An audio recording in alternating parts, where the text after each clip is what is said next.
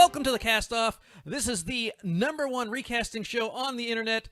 We'll see, as far as I can tell, the only recasting show on the internet. And this is where two contestants compete by recasting your favorite actors in movies you love. I am Craig Price, and we're going to answer the question, what is more destructive, an asteroid or a Michael Bay movie? How about both? This week, we have two great contestants battling it out as we face certain death by recasting Armageddon, and we have two prior contestants that we both just love that hopefully they can save us, and that is the great Rob Irvin and Carrie Gordon. Hey, gentlemen. Hello, Internet. Hello, everyone. Hey. We're looking forward to this one. I am looking forward to this one because this is one of those movies that is a guilty pleasure because it is dumb as a rock, but it's fun. So there's so many plot holes, it's like the Swiss cheese. But we'll start off with Rob Irvin with the Clubhouse podcast. Rob, how are things going on over there? What's going on for March? Man, we're finally getting the wheels back on after the holidays. We had people out of town. We had things going on. The superb owl has now come and gone. But March, we're gearing up for our March Madness predictions tournament and just getting ready for the summer movie season to hit us like a freight train. The Batman. Those are the main things we're looking for right now. The Batman is coming this month. I can feel it. Yeah. The Batman. That's all I'm thinking about. It's the Spider-Man No Way Home of March. There's nothing else. Give me all of the showings. I will do all of them. I don't care that this thing's 60% the length of Gone with the Wind. I don't care. Bring it now. Hey, if it's good, you won't even notice because Endgame was forever and it was great. You didn't even notice. So you only notice if it sucks. And someone who does not suck, someone who is I was just on their Hips podcast, our favorite metal geek, of course, that is Carrie Gordon. How you doing, Carrie? I'm good, sir. Thanks for having me back. Yeah, of course. You are always welcome back. Both you and Rob are one of our better contestants. And you had me We'll see tonight. Well, yeah, no, tonight I know it's going to be a good one. I can feel it in my bones. Plus, I already know the outcome. So it's going to be a good one. Yeah. So, Carrie, what's been going on with the Metal Geeks? Well, personally, I'm celebrating my 17th year of podcasting this year. Hold on. I have to stop you right a second as I have to show Rob is just having some dangerous situations going on. This is Jackson. This is a half of Jackson. He has decided he's going to help his daddy in the game today. Well, there you go. He knows it's a Michael Bay movie, so. No, that's okay. Sorry, Carrie. I just saw him fighting with the ass of a cat, and I had to interrupt. I don't Story have of a my cat. life. I don't have a cat ass to show on screen. I'm sorry. That's okay. Well, we'll just show cats at some point. Oh, don't bring me back for that one. Hey, you're just now getting to the top of rankings. Don't do that and sink them again. Yeah, that's right. So, again, what's going on with Metal Geeks in March? I'm sorry, because the cat. Well, personally, I'm celebrating my 17th year of being a podcaster. Oh, congratulations! That's pretty. 17. Mazel tov. 17 years. Yeah, it's weird when I went back and looked at it, but yeah. MSRcast is doing really well. We're having a lot of fun there. Metal Geeks is doing really good things. We just have fun, you know what I mean? And then, like you mentioned a minute ago, I'm part of HIPS, which is the Houston Indie Podcast Society, and that's myself and Jerry McClellan and Ming Chen, and we just talk to podcasters and YouTubers and just talk about the art and the fun of being a podcaster. Yeah, you guys had me on for the January episode, We did. And it was interesting because I don't like talking about me very much. I mean, I don't mind talking. We got a lot out of you, man. Yeah. That's for sure. And I wasn't sure what you guys were aiming for, so I'm like, do they really want to talk about me or podcasting? So it was fun. I really enjoy all three of you guys. You guys are great, and so happy to be on. But we do have a game today. Let's get to it. This is Michael Bay at his finest. So the rules are simple. I am going to throw up a character from the movie, and you're going to give me a replacement actor. Whoever gets the best choice from our three judges gets a point. Now, I also play along, so before I even send you the list, before you even know who you're recasting, I've already recast the movie. And if you get my secret selection, you will also get 1 point. Person with the most points wins. If there's a tie, a double feature to win. We'll explain those rules when and if they are necessary. But, as always, this show is brought to you by Matt and Heroes, and this March, we are celebrating the comedy genius of Mel Brooks all month long, and this week, we're having maybe his best of all time, the most culturally relevant, probably the funniest and most outrageous, a movie you can't make today. No. Blazing Saddles, an amazing movie. So you can head over to matineeheroes.com/subscribe to follow the podcast. And you can also hear tonight's show exclusively on the audio version of Cast Off every Thursday in the Matinee Heroes feed.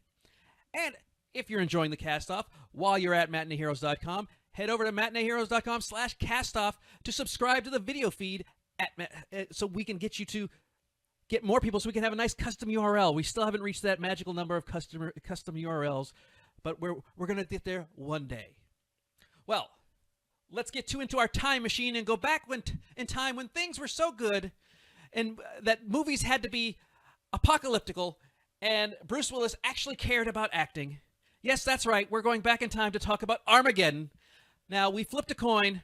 Rob Irvin, you will be going first, and then we will alternate back and forth. But, Rob, you're going to go first, and we're going to start with Dad Boss, because he's not only the dad, he's the boss, but he's kind of the boss of everybody and the dad of everybody. That is Bruce Willis as Harry Stamper. Rob, who do you have replacing someone who doesn't exist anymore? A Bruce Willis that actually cares about the movie. In this performance actually kind of surprises me as you dig into this film, because for this man to say, I never want to work with Michael Bay again, but never say why, to still give this level of performance, I thought was impressive. This was a tough movie to recast. You were saying recently on a podcast where you don't understand why we feel so much pressure when you put us on these things. Yeah. No, I understand the pressure a little bit on the cast. Absolute. This was absolutely difficult, but the only person I could come up with was a bit of a promotion, if you will, as the student becomes the master, as the son becomes the father.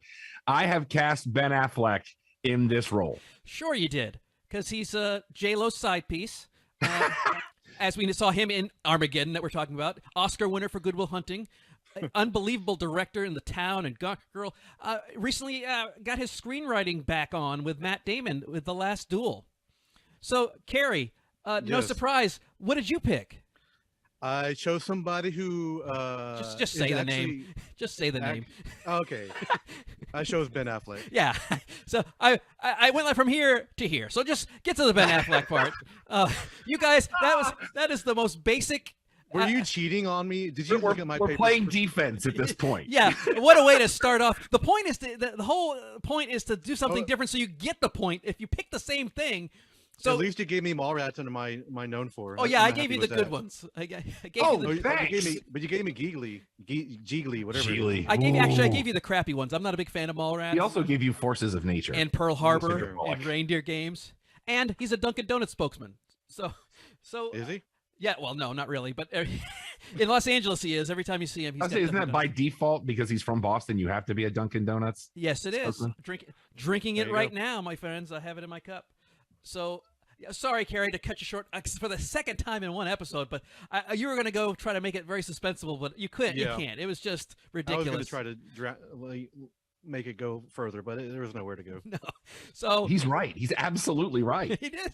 So we've got Ben Affleck. I wonder who's going to win the point. I really like your choice, Rob.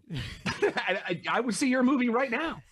I wouldn't go see the movie just because of Ben Affleck, but he is someone I actually appreciate and like. We just did Argo on the podcast, and he's actually a very good director and a pretty good actor. I think people forget that. So everybody gets a point. I went off. I tried to say if I was going to do this, maybe someone will try to do something different and get a point. I'm going with Robert Mitchum. Because he's tough. I'm trying to think of someone who looks like they should be on an oil rig. And Robert Mitchum, you put him in a tank top and throw some grease on oil on him. He looks that rough and tumble guy that Bruce Willis was supposed to be. So, Gary, you're going to go next. And we have, it was hard to find a picture of him. We have pre-makeover. This is before he got the hair plugs and he kind of lost some weight and he got a whole new image. This is pre-makeover Billy Bob Thornton as our government contact, Dan Truman. Yep. So, Carrie, who do you have playing basically the spokesman for NASA in this, the government person? Yeah, so go with me here. I was looking for somebody that I think would do really well in this part and has played these type of parts before and does it really well. I'm trying not to give it away. I'm just going to say it. Sigourney Weaver. Of course, yes. She's been doing this for a long time, and she has that that gravitas to her that you would be scared of her, but at the same time, she's actually really nice. Yeah, she's smart. She's and she's capable, and she is someone that you trust in a authoritative position. She's badass. Yeah, she's a badass, big time. And in the Cabin in the Woods, she kind of plays that part. That's where I was going with it. Yeah. And also Working Girl. You could see she was the bad guy in that, but she was very good as an authoritative figure. But yeah, absolutely, Sigourney Weaver, which we saw at Comicpalooza just a couple years ago. She's like an ageless wonder. She's amazing. So, Rob, that's going to be a tough one because you've got someone I think the whole world adores. Who do you have? Including me. Yeah, I know. You're part of the world, last time I checked. I've been told I'm in my own world sometimes, but I had to approach this from the standpoint of the mission control part of it, as well as, spoiler alert from a movie that's 25 years old, that paternal role for Liv Tyler's character by the end of the film that kind of now steps into the Harry role. And it had to be somebody that's got a little bit of grit to him, but not too much. And you've got a little bit of sympathy, but it's also strong. And I went with the amazing Robert Redford. Absolutely. Very much an Alexander Pierce kind of situation, except a good guy. He's the ultimate movie star. Robert Redford has been an icon for years, but he was in Sneakers, Captain America, Winter Soldier, where he turned into a bad guy. He was fantastic in that. And I think Robert Redford joining the Marvel Cinematic Universe gave it so much more credibility than it already had. It was gaining credibility. It was getting all these good actors. But once Robert Redford signed on, and probably was one of the best Marvel movies ever made, all of a sudden everybody else was more willing to do it, I believe. Great in The Natural, The Sting, and Decent Proposal. Yeah, absolutely. Shout out for you putting Sneakers on the board. That is one of my favorite films of all time. I have to. That's you can always tell by what's been on the podcast. You can go to matineeheroes.com and listen to our episode of Sneakers. It was a great one. Yeah, absolutely. So we've got Sigourney Weaver, Robert Redford. The judges conferred and said, hey, wait a second. They didn't pick the same one. What are we going to do? Well, we can't split the difference. We're going to have to go with Sigourney Weaver. So Carrie takes the first point. I went with Bryan Cranston. Just by that picture alone, he looks like he can do exactly what Billy Bob Thornton's doing. He's that authoritative type. And if you see Argo, he's doing that just for the CIA. Well, now, Rob, we're going to get to your lead, your Harry stamper. And this is going to be Ben Affleck with the debut of his studio-paid teeth as A.J. Frost. That's right. Michael Bay made him get a whole new set of chompers because he had some tombstones going in there, some crooked cemeteries in his face. So this is the first straight smile we've seen of Ben Affleck. So, Rob, who do you have playing J-Lo's soon-to-be possibly husband? So, my approach to this show is I have to look at how actors interact with each other and the chemistry they create. This one was tough. It wasn't the toughest one. The toughest one's coming up here in a couple of picks, but this was definitely top half of tough picks for me. But you're talking about America. You're talking about patriotism. You're talking about let's go Earth. You've got to have America's arse. You've got to have Chris Evans. Absolutely. Especially at this point, he was getting ready to be the Human Torch, so he had that little cockiness to him. And he also looks like he could be a roughneck. Yeah, that is key. If you bulk him up a little bit, I think when he was doing the Not Another Teen Movie and the Fantastic Four, he wasn't that bulky. He wasn't the Captain America bod that we see now, but he's definitely the all-American hero type. So absolutely, well, Marvel will do that to you. Yeah. Mm-hmm. So ask Kumail. Disney money. Yeah. Well, hey, ask Kumail. Yeah, absolutely. If you can get Kumail bulked up, and he was hot to trot. Chris Evans. So who do you have? Take his shirt off in the movie. Come on. So who are you going up against with Chris Evans, Carrie? Some of the things you just said. I was looking for somebody that could play this part, a roughneck, somebody with a strong jawline, like Ben Affleck has. Great actor. Also been in a Marvel property. I went with Michael B. Jordan. Oh, nice. Very nice. Absolutely. He's a real deal leading man. I mean, when he's there, even in Black Panther, yes, Chadwick Boseman was amazing in it, but Michael B. Jordan was an equal. And that was going to be very hard to do with Chadwick Boseman. So the fact that Michael B. Jordan can come in there and not necessarily steal the movie, but he was pretty close to it. He was definitely on par. But he's an amazing guy. Also, Fantastic Four.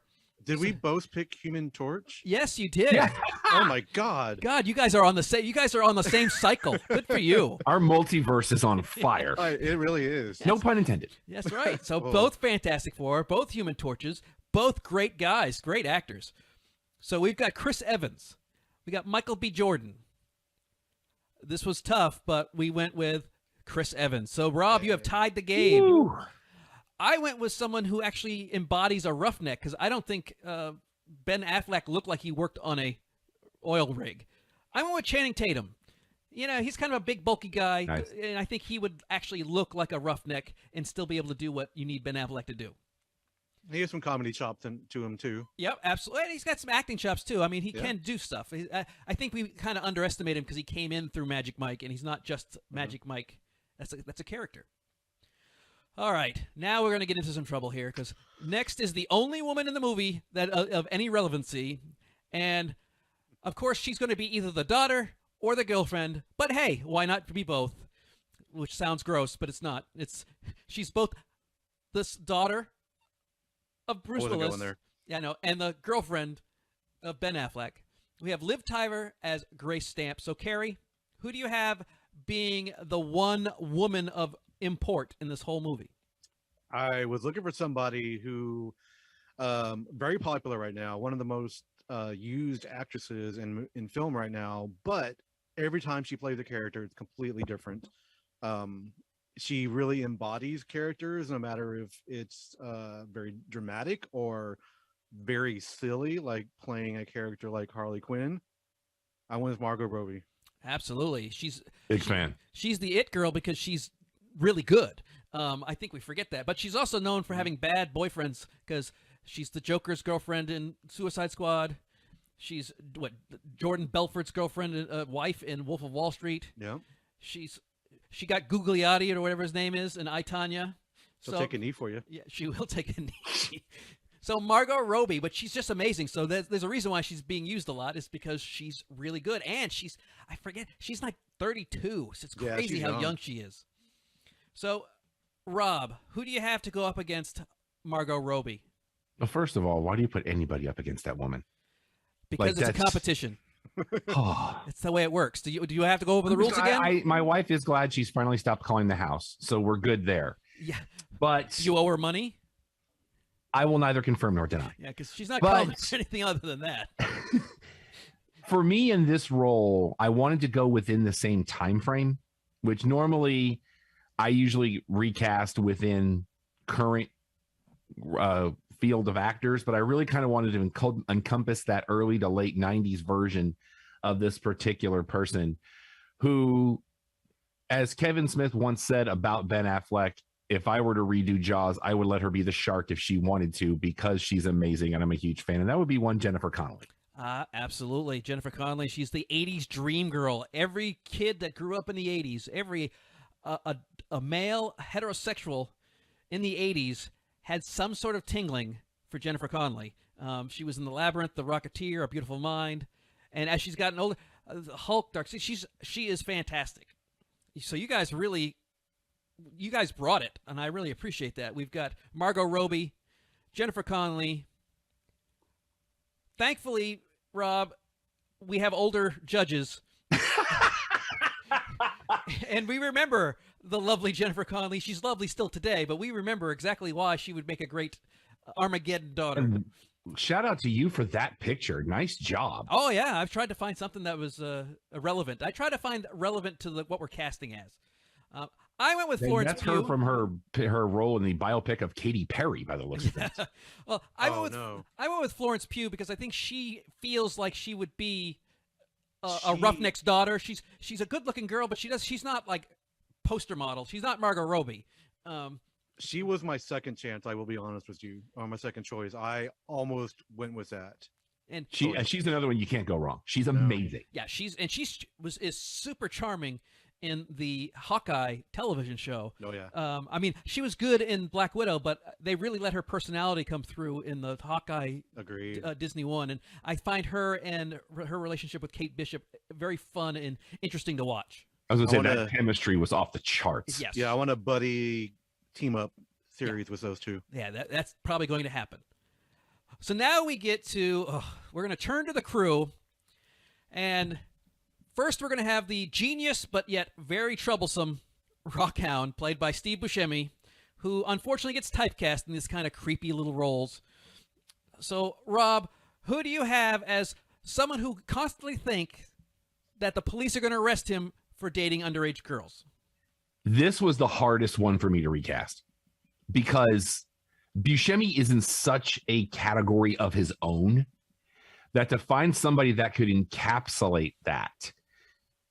But when it hit me like a lightning bolt because I'm a huge fan of this guy, and shout out to my buddy's youngest daughter, Maddie Marr, who's going to, if she watches this, lose her mind because she got to meet him and loved him at the Voldemort of shows. Yep. Ladies and gentlemen, I give for your edification one Sean Gunn. Friend of the show, and you can hear him in our hellos that we've done for years and years, Sean Gunn, who I call the Clint to James Gunn's Ron Howard. Nice. So he's the Clint Howard to James Gunn's Ron Howard. He's the brother that, if it wasn't for James Gunn, I'm not sure how much of a career he'd have.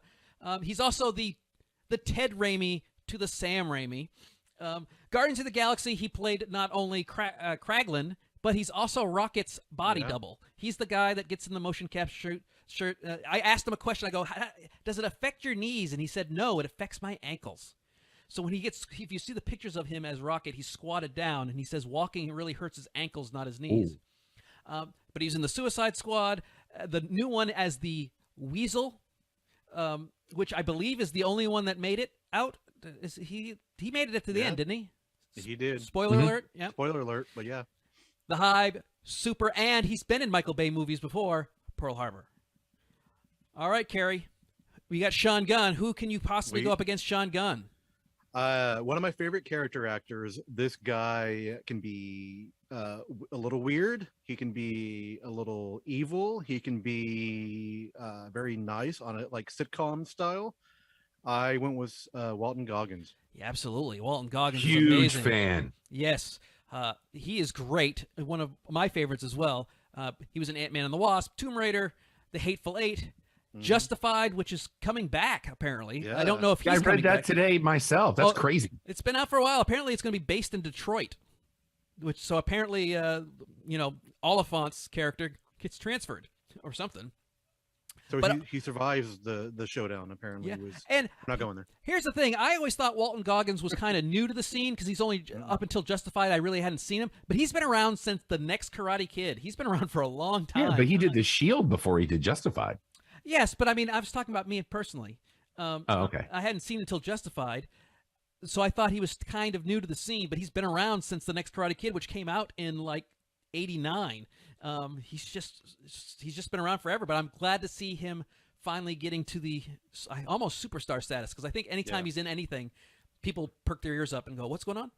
He was another Comic Palooza guest, too. Oh, absolutely. I didn't get to meet great. him, though. I was desperate to meet him, and they wouldn't allow it. Damn, I hate restraining orders. So we have Sean Gunn, Walton Goggins. This one was probably the toughest one to judge of all, because this was the only one that was a definitive split decision. We had to go to the third party, and that is Walton Goggins for the win. Carrie has tied it again. You guys are going back and forth, back and forth. I went with Sam Rockwell. Another good choice. I love Sam, and I think he would have that ability to play goofy and kind of like what he does when he plays Guy in Galaxy Quest. That kind of personality. But I think Sam can be that buddy. Well, now we get to the late great Michael Clark Duncan, who I guess he's the designated minority, unfortunately, because there's not a lot of... This is a very white society. He's the only black guy in the movie. Playing Bear. So, Carrie, who do you have playing Bear? I mean, this guy is built. Look at this guy. This is just amazing. I would not want to meet him in a well-lit room or a dark alley. It doesn't matter. He's just... Thank God he's so sweet. Yeah, exactly. I wanted to pick somebody who is just as big and strong and can play this character very, very, very well. He's hysterical. He's very funny. He's... can I just say 9'9"? 9'9". That's right. Yeah, Terry Crews. That's right. Known for his pulsing pecs. We all know him as from Brooklyn Nine-Nine, where he's amazing in that. But he was also the president of the United States in Idiocracy. Hell yeah. Termination Salvation, the Expendables, Deadpool 2, he had a cameo as part of the new team. Yeah, Terry Crews is great. Who do you have to go up against Terry Crews, Rob? That's going to be a tough one. That is strong, bro. That is strong. I had to go back to the 90s again. And the guy that, if Michael Clark Duncan wasn't that guy for your movie, this guy was, and he's got the meats. I went with Ving Rhames. Yep. And if you listen to our Out of Sight podcast, you know that Ving Rhames is the black BFF to all the great leading men out there. But he is amazing in Pulp Fiction. Yeah. He's great in Out of Sight. He's in all the Mission Impossible movies. It's just that as the action goes along, and the crazier Tom Cruise gets, the more Ving Rhames sits in a chair. I love Ving, but in Con Air, and then of course he was in Stop or My Mom Will Shoot. So everyone makes mistakes, or everybody has to start all got somewhere. our Ishtar. We all got to start somewhere. That's right. So this is going to be tough. We have got Terry Crews, we've got Ving Rhames. The judges hashed it out, and Terry Crews gets the call. Carrie jumps to the lead with one left. Yay. I went with Dave Bautista.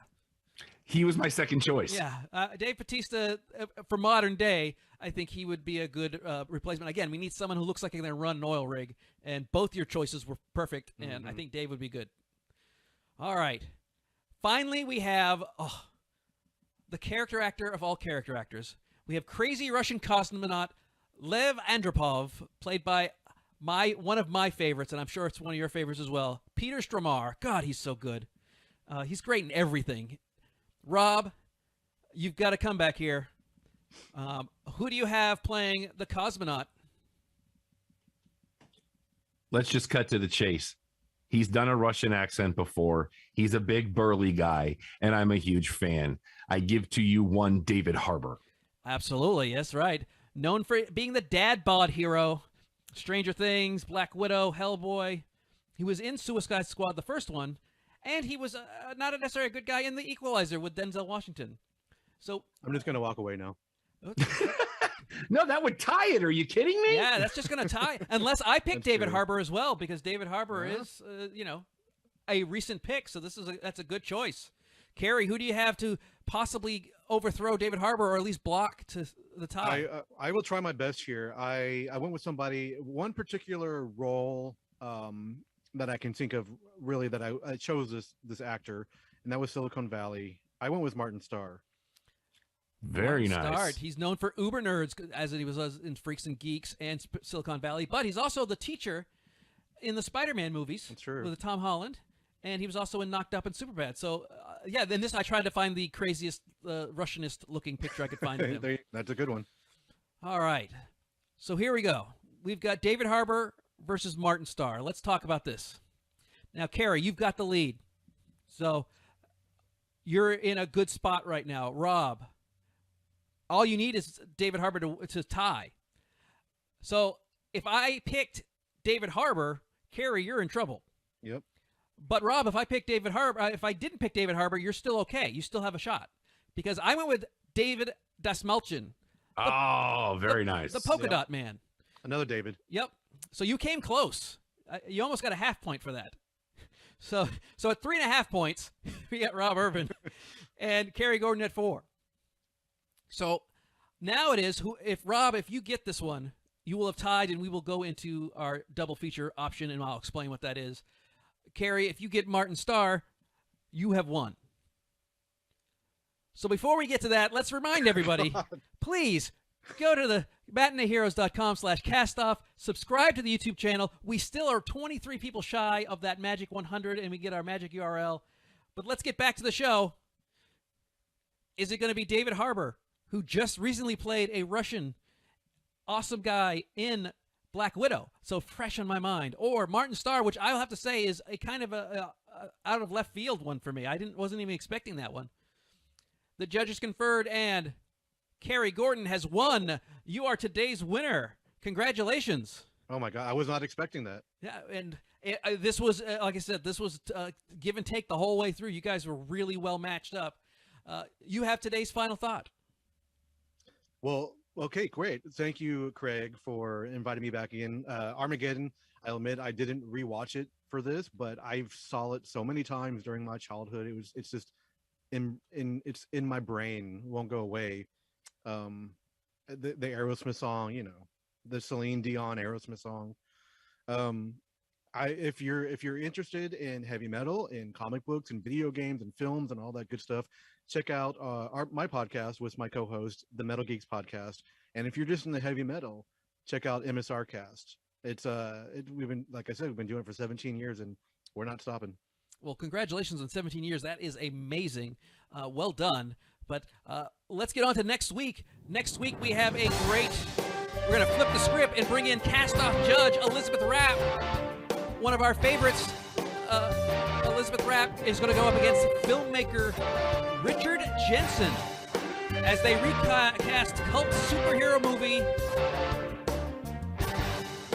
Mystery Men. That's right. Wow. They are going to do the Mystery Men.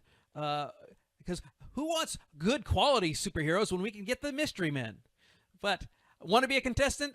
You too can be on the show. We've had several people who have been on the show through the contestants. You can apply at matineeheroes.com/castoff/application, or you can email mhcastoff@gmail.com.